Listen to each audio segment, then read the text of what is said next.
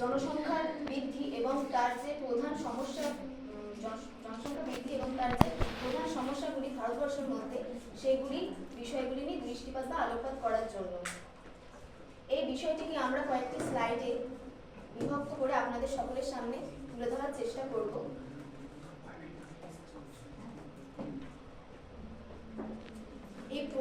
তার মধ্যে যে প্রথম বিষয়টি আমরা আপনাদের সামনে তুলে ধরার চেষ্টা করব সেটি হলো জনসংখ্যা বৃদ্ধি জিনিসটা কি।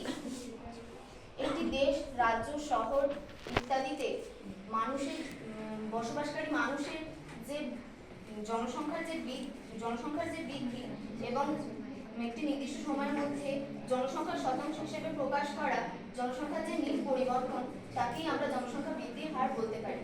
এই জনসংখ্যা বৃদ্ধির হারকে আমরা একটি সূত্রের মাধ্যমে উপস্থাপনা করতে পারি, সেটি হলো জন্মহার প্লাস অভিবাসন মাইনাস মৃত্যু হার প্লাস প্রবাসন।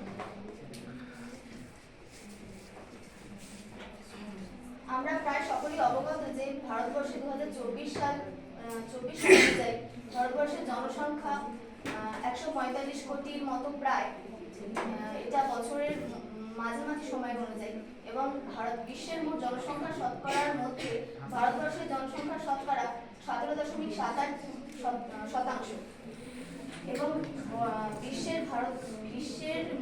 বিশ্বের জনসংখ্যার তালিকার মধ্যে ভারতবর্ষের স্থান প্রথম হয়েছে বর্তমানে, এবং বর্তমানে ভারতবর্ষের জনসংখ্যার ঘনত্ব 488 পার কিমি স্কয়ার।